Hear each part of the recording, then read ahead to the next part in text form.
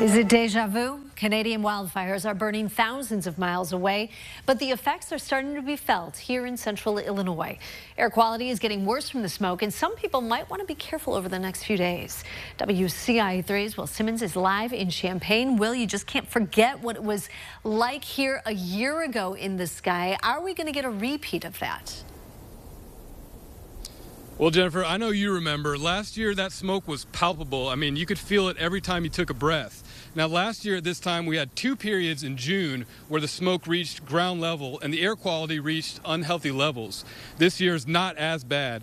We're at a moderate level and the smoke should clear over the next couple of days. But doctors say anyone whose lungs aren't fully functioning should be careful. I'm talking about people with like COPD or asthma.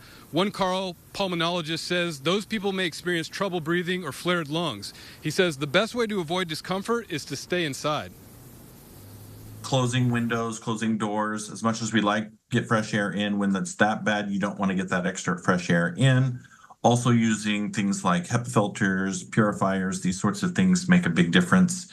If you do have to go outside for a prolonged period of time, you can use things such as masks. Kaufman says if the air quality is making it hard to breathe, you should see your doctor.